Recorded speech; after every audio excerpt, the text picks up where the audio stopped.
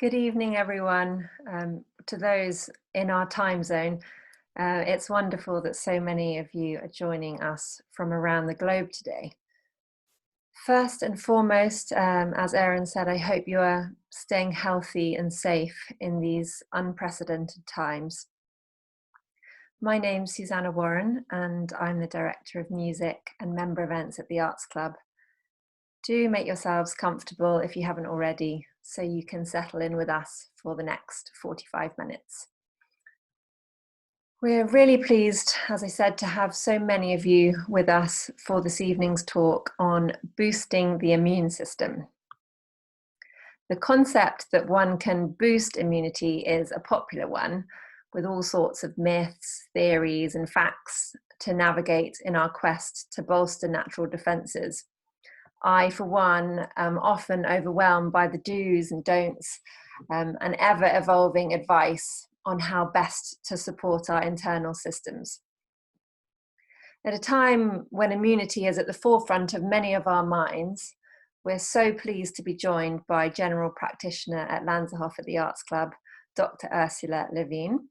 Dr. Levine adopts an integrated approach to medicine.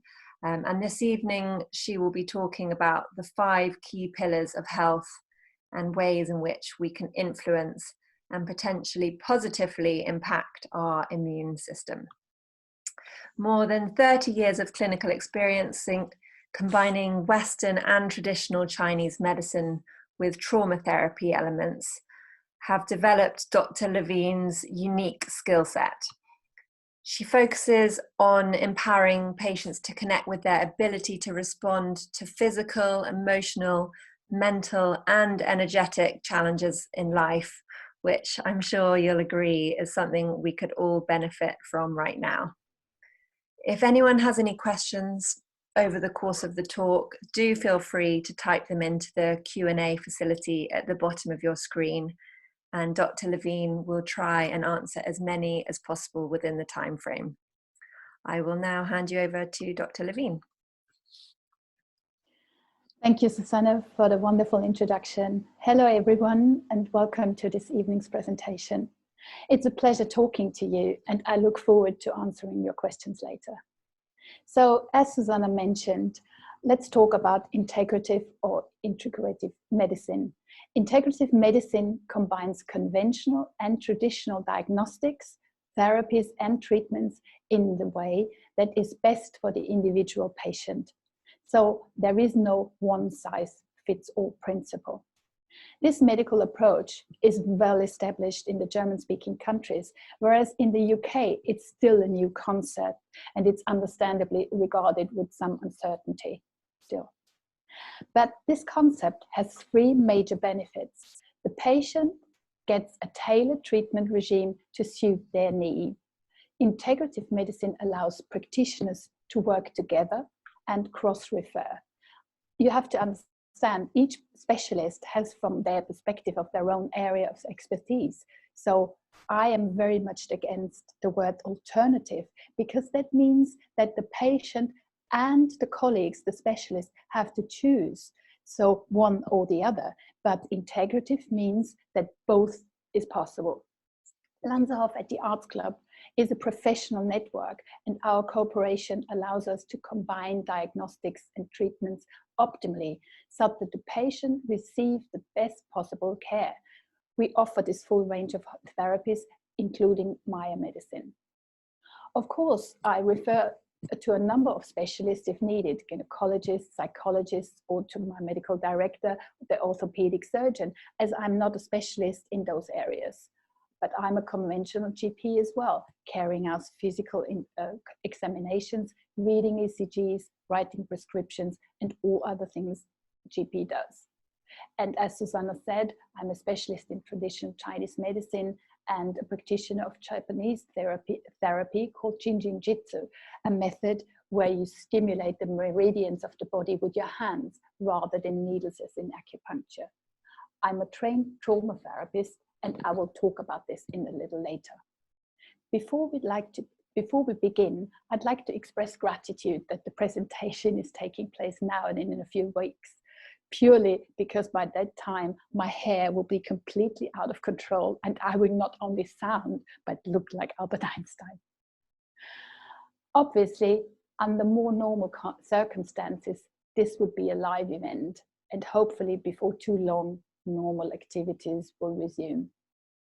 Currently, we are in lockdown as a result of the most serious medical emergency in recent times, and that will, to a large extent, inform our talk. So let's begin. All paths lead to now.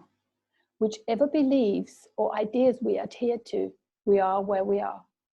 The question is, how much awareness do we have of that? And following on from this awareness is the question that irks us. How much control over our situation do we have? And in the current situation, it seems we don't have much control. And that will be the subject of my talk, and my approach will be defined by my expertise as a specialist in integrative medicine. Unusually, for someone in my field, I'm also an expert in public health, something which has become very center stage at the moment, as we are only too aware. So let's start with the basic premise that health and well-being are linked. It is a mistake to think anything else. They are as interwoven as the strand in a piece of rope, and that rope can be seen as the cord that binds our lives together. Without health and well-being, we are in a compromised state, a difficult position. In fact, it's a dangerous place that we need to get out of. In addition, we have two perspectives on health. First, it's our personal health, and second, it's our collective health. So you see already that the idea of integrative medicine is not quite as difficult to grasp as it may first seem. I want to keep it simple, but rather than burden you with information you don't need right now, let me place the thought in your mind that you sit at the center of, or a hub of, a network of systems that health and well-being, personal and collective health are just parts of. The foundations of these systems rest upon 5 pillars or elements of health, as I call them. It is important to know that they do not exist in isolation. Optimal health requires all 5 of them to coexist as a single unit, much as a sports team or the crew of a yacht do. The aim is to have them perform together with an ease and flow that makes living pleasurable and something to savor. The 5 elements of health are: first, our body. Our body with all its physical functions, the enzymes, the hormones, the musculoskeletal system, and also from the Chinese perspective, the energy flow, the acupuncture channels. So that leads us to the next pillar, which are our emotions. Our emotions are very important, and sometimes you may wonder what the connection between the body and the feeling is. So let me give you an example of how that works. From Latin, the word emotion means moving out. So you feel an emotion, and this emotion moves out into the body. So there is a connection, for instance, between chronic pain and an emotion, and also the other way around. So chronic pain can be aggravated by emotions, for instance, depression or anxiety. In former days, we called that a psychosomatic symptom. The third pillar is our mind. And this is where it's really interesting, because in our mind, the healing happens. Our mind is a binary system. It understands yes or no. And this is where you have to be really careful, because you tell your mind how to act. You say it's 1 or 0, it's yes or no. I'm changing, I'm staying, I'm doing this, or I won't do it. And I'll come to that a little bit later. The 4th pillar is our purpose of life. And if you're aware or unaware of it, we all have our purpose in our lives. Some people call it spiritual, some people call it religious, and this is the 4th pillar of our health. And you will be familiar with all of them, except perhaps for the fifth one, which is called our epigenetics. Epigenetics is what becomes of us in our lives that is not part of our DNA. The DNA are the genes, but the genes are not set in stone. The genes are very much influenced by what happens to us through our lives. It's literally what switches your genes on and off. And it includes our environment and our interactions with it. So you can see that this is a vital component of who we are, and it needs to be factored in any consideration of optimal health. Each of these 5 domains has a level at which it functions with ease and in harmony with its 4 companions. This is called synchronicity. All 5 perform individually at their best possible level at any given moment, and then collectively as an interactive system. I use the term any given moment because, as you know, our lives are not fixed. They are fluid and dynamic. Our physical, mental, emotional, spiritual, and epigenetic state is a moving diagram. It has cycles, peaks and troughs, times of high and low energy, periods of rest and repair, all shifting with various degrees of speed. This is our normal. It's not something we are unfamiliar with. By the time we reach maturity, we are well familiar with the changes these interactions bring about. Think about the circadian rhythm, and the female cycle. What is extremely important, however, is that the any given moment snapshot also means that we can engineer change ourselves with 2 very important things, with awareness and knowledge.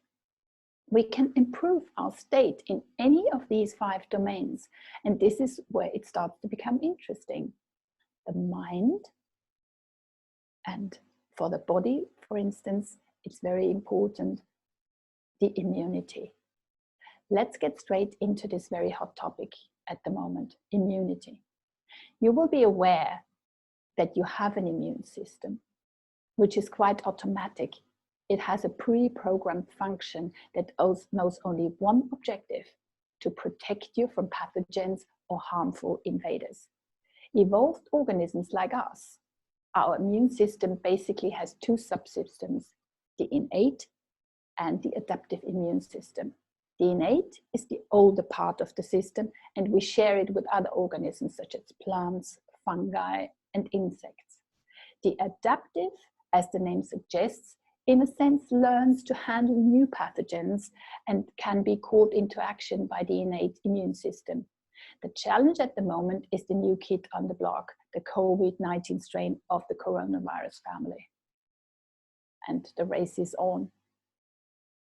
Literally, between the virus itself, which like every living thing wants to further its existence, the immune system of those who contract the virus, and our ability to develop a vaccine for this new pathogen. The history of the human race interaction with these new diseases is defined by the existential struggle to overcome the microorganic pathogen in its ability to transform into something else, which is called mutation. The good news is, so far, we always win. There is no reason to expect this time will be any different. What is compelling about this struggle is the amount of time and the number of victims it will take before we win. Our objective is to limit both as much as possible. Some of my patients are asking, is this a good time for detox or cleansing? Because of the upheaval we are experiencing at the moment, it's not a good time for detox. It is a time for taking care of and replenishing yourself. Let me be clear. Detox is a voluntary process. The phase we're going through, the times we experience at the moment with self-isolation, social distancing, this is forced upon us. This is literally a deprivation.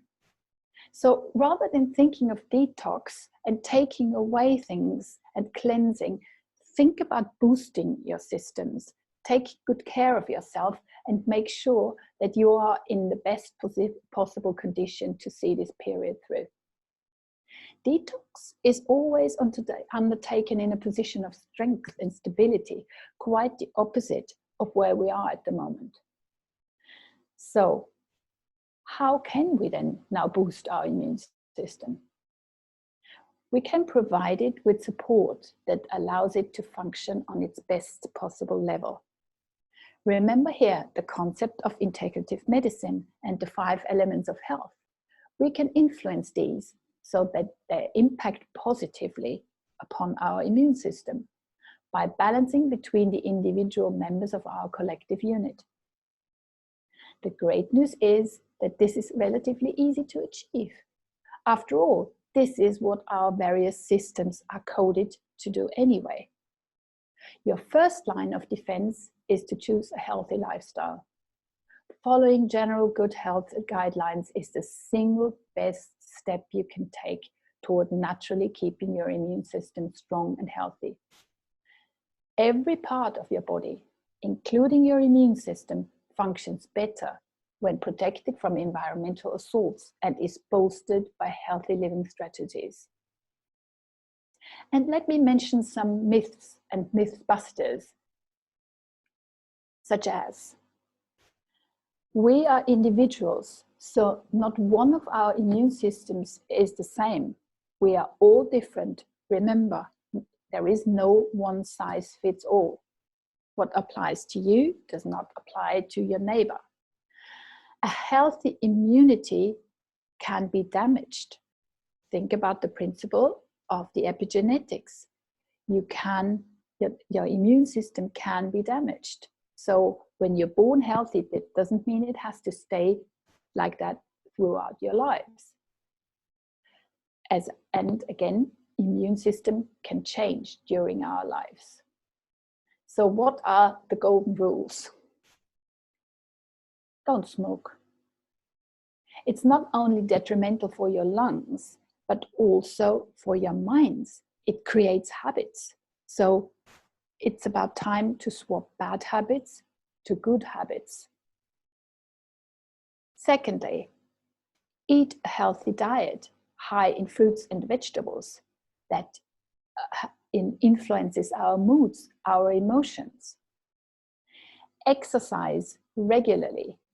It oxygenizes your body, it gives it flexibility. And when your body is flexible, your mind becomes flexible because there is the connection between the 5 elements. Maintain a healthy weight and be careful with your carbs. Improve your eating habits. And remember, digesting is resting. So be careful that you chew your food properly and take your time to eat. And perhaps this time being at home, being with our families, that re-evokes the idea of family dinners, family meals, sitting together, enjoying cooking together. If you drink alcohol, drink only in moderation. Get adequate sleep. There is the concept of biphasic sleep. So you don't only sleep in the night, but you take afternoon naps. So afternoon naps are not for losers. Afternoon naps are for winners. Avoid infection by washing your hands frequently and cooking meats thoroughly. Try to minimize stress, and I will explain why a little later. So let's look at this 2 ways. First, the personal benefits of a healthy immune system are obvious, as well as the other benefits of a healthy lifestyle. Second is the collective health of the community we're all part of. The more of us are in robust health, the less of a burden we are for the health system.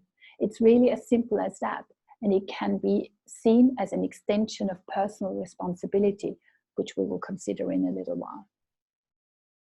Part of the immunity is our gut health. The human gut is more complex than most of you imagine.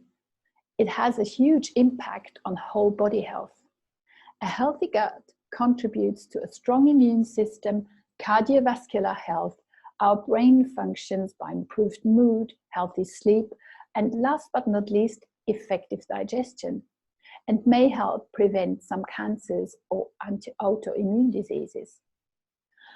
And I've just listed some simple steps to improving immunity, but there are lifestyle changes you can make to positively affect your gut health and overall health too. So let's now go back and consider stress, one of the main culprits leading to poor health in the modern world. It elevates your cholesterol levels, increases food cravings, and increases the risk for diabetes, elevates cortisol levels, which lead to sleeping disorders. Stress causes chronic inflammation, which disturbs the gut barrier function, leading to leaky gut syndrome. Leaky gut syndrome means that molecules that are too big to go into your bloodstream go through the gut barrier and cause bloating, pain after eating, or food intolerances.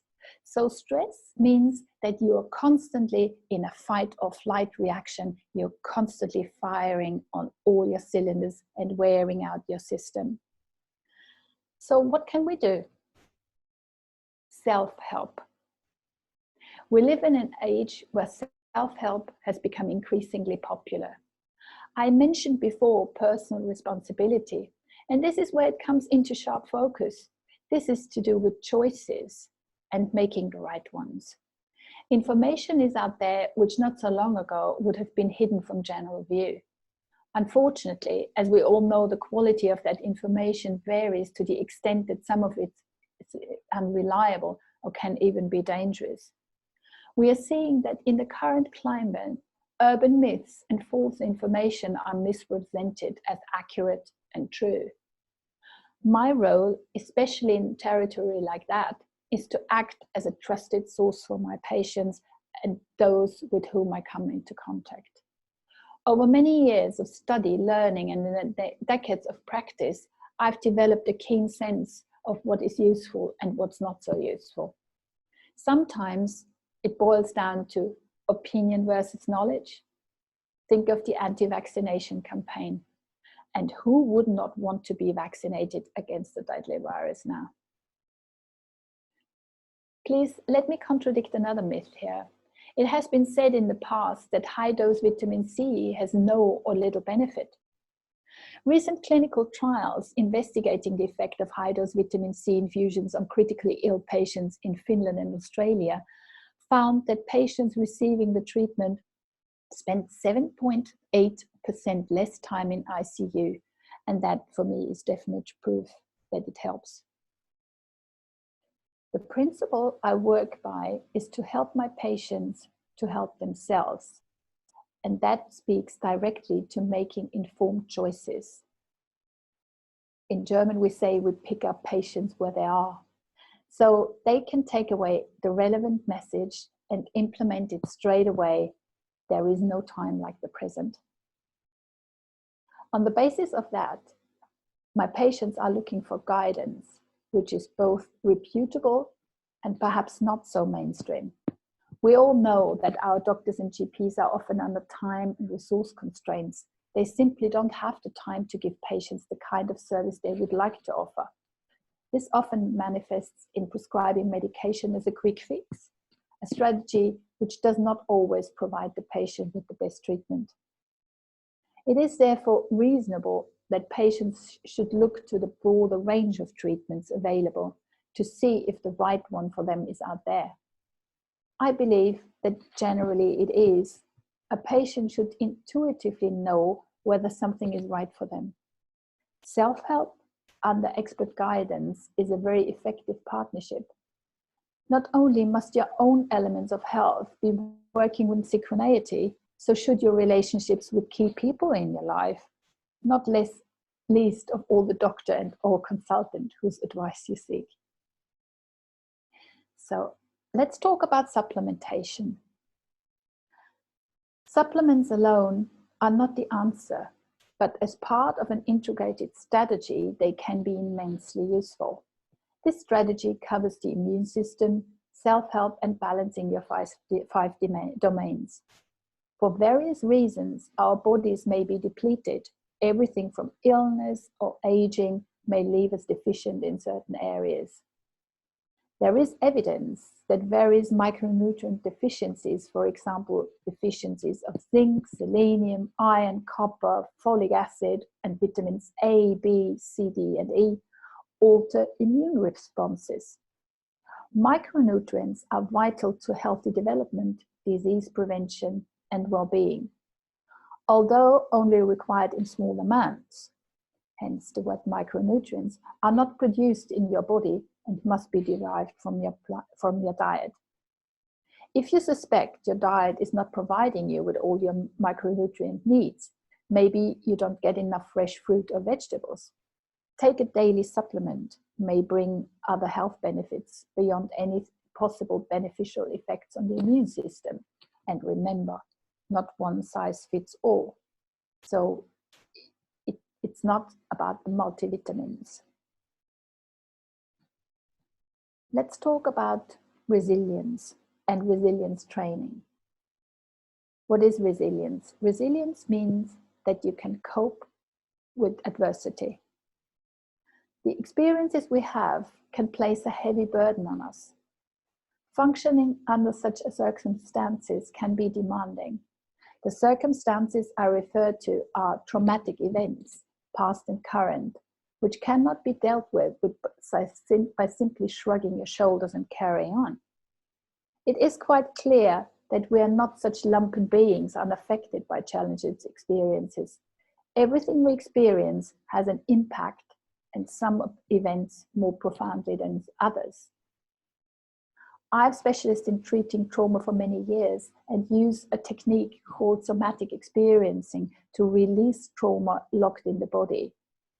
So you have to understand that a trauma can be locked in the body, and the technique releases slowly and gently the trauma through the autonomous nervous system by talking and sometimes by touch. I work also with a technique called motivational interviewing, which assesses people's ambivalence about their situation. And that goes back to the awareness. For example, what are the positives remaining as I am? What would happen if I changed?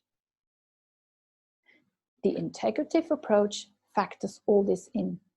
It misses nothing as irrelevant. And my own personal approach is to place my patients on a path that has clear markers and objective along its way. Ultimately, I want my patients to be firing all cylinders in their 5 domains, to have healthy bodies, minds, feelings, spirits, and clear epigenetics. And I don't think that it is difficult, as some people might imagine. Given guidance and encouragement, each of us is capable of engineering a far more satisfactory life than the one we currently might have. This is when we start to solve the riddle about taking control of our own lives. There is no destination. It's a moving diagram whose only objective is ongoing refinement. Experiencing even greater levels of satisfaction and fulfillment becomes a reason for living. It begins, however, by having a clear understanding and awareness of our position at any given moment. And this is what I specialize in. This is what I help my patients achieve. Thank you. Thank you so much, Dr. Levine. That was a fascinating talk, and I can see quite a few questions coming in. So I will let you field them within the time we have left. Okay, let me have a look. So,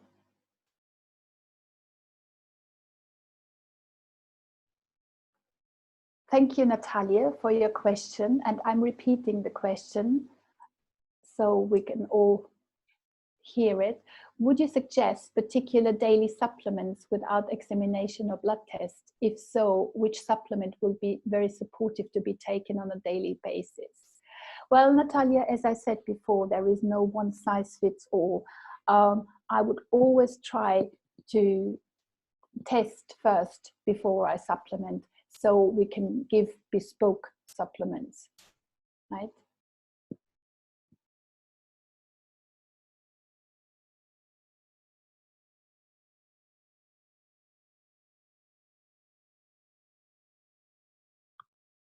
So somebody asked, who didn't give their name, what are some ways to deal with stress in order to get better sleep? I think it is very important to uphold some sleep hygiene, fixed times where you go to bed, no electronic devices in your bedroom, make sure that it's kind of dark in the bedroom, and don't overeat before you go to bed or drink too much alcohol before you go to bed, so your whole system can slow down. It's also good to drink some herbal tea before you go to bed. And the biphasic sleep is sometimes a good solution if you have a sleeping disorder.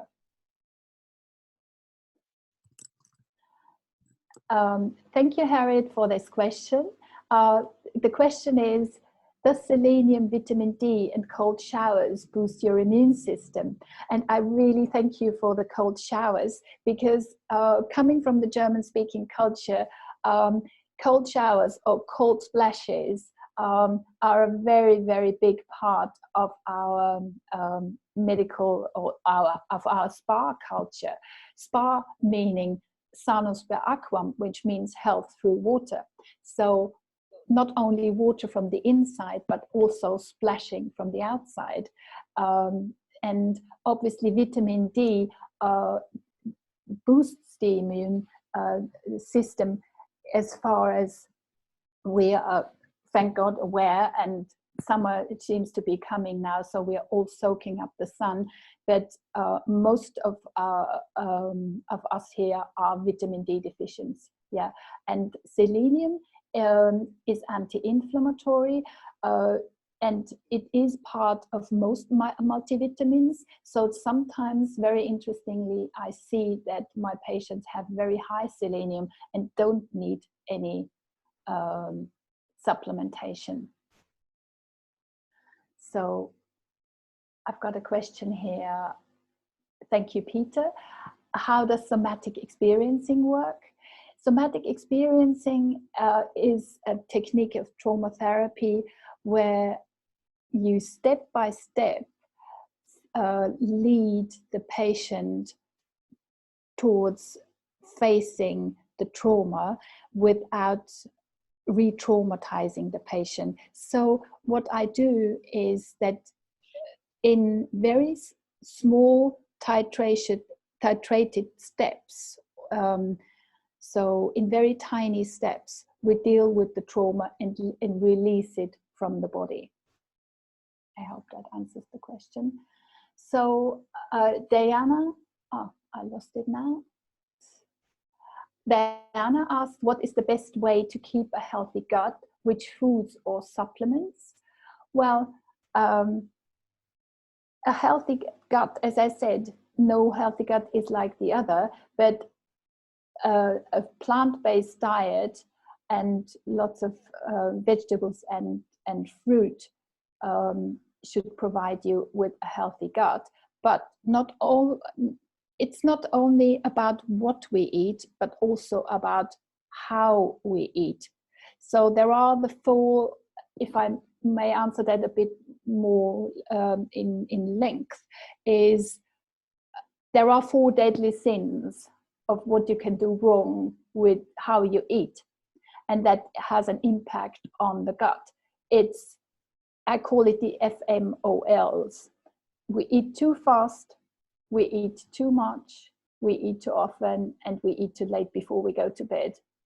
And not even go into detail what you eat. If you take care of how you eat, that has a big impact. So which kind of exercise, someone asked, didn't tell us his name in this specific time. I think, again, there is no one size fits all. If you normally are a marathon runner, you will probably start running around your kitchen table. But if you do Pilates, it's fine as well. I think you need to make sure that you listen to yourself. As I said, it's your own gut feeling, how you listen to your inner voice, what you need. And if you have a big house and with stairs, you can probably use them every day, right?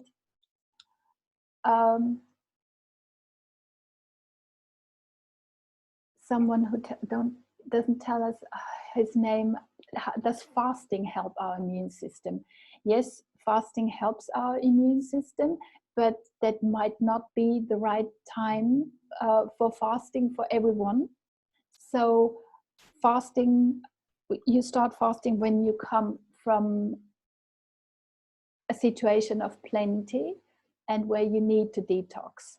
So yes, fasting helps the immune system, but again, it might not be the right time to do it for everybody.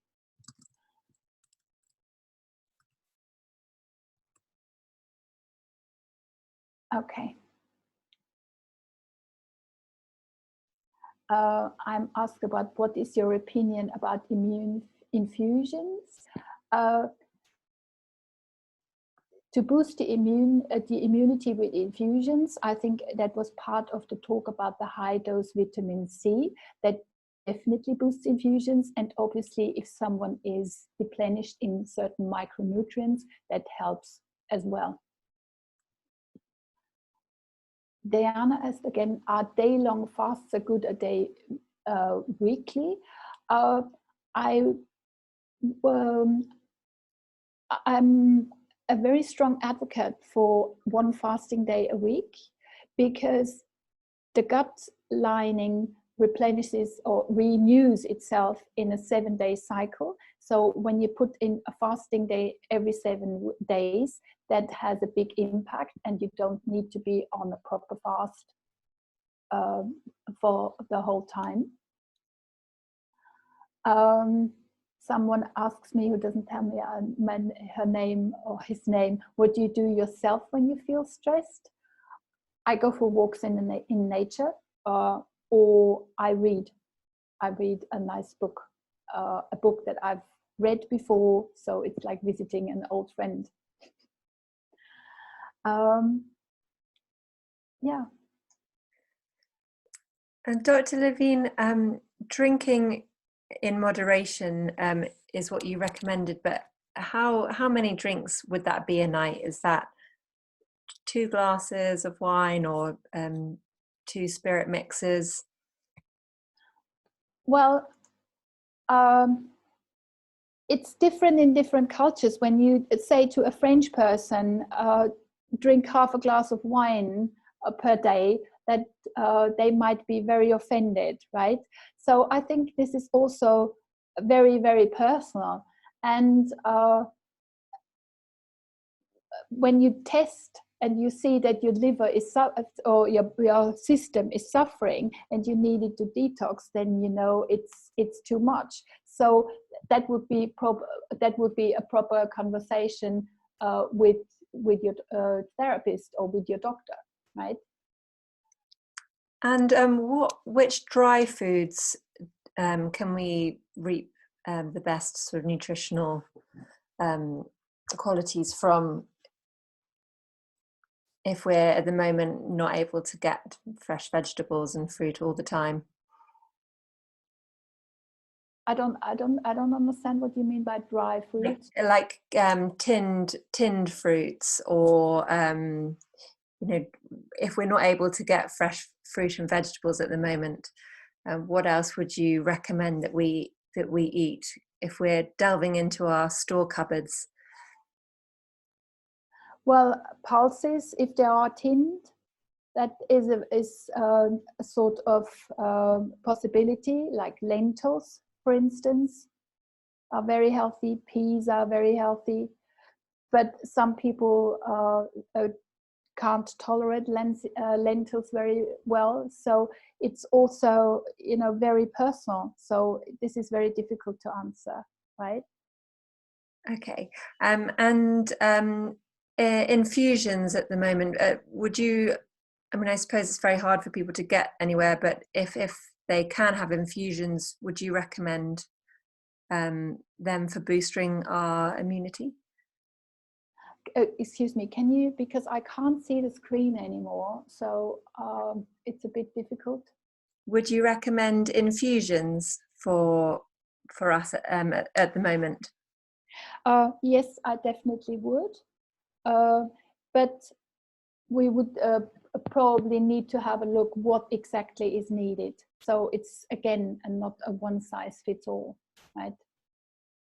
Okay, well, thank you so much, Dr. Levine, for your brilliant insight and for separating the myths from the facts. It's been a pleasure listening to you, and thank you so much, everyone, for joining us, and good night. Thank you. Good night.